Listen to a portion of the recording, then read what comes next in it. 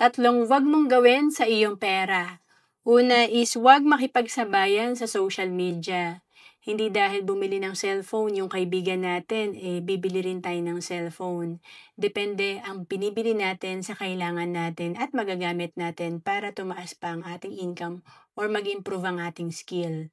And pangalawa, wag bumili ng bagay na bumababa value.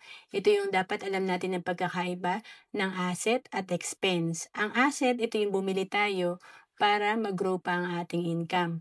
Ang expense, ito yung walang balik sa atin na income.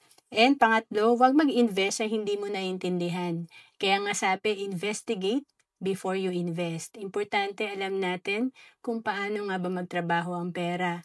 Kung ang promise sa'yo yung 5,000 mo dodoble in just 1 week, talagang scam yan. Pero, importante talaga na intindihan natin na ang pera natin pwedeng mag-grow pero hindi sobrang bilis at hindi kailangan talaga na instant.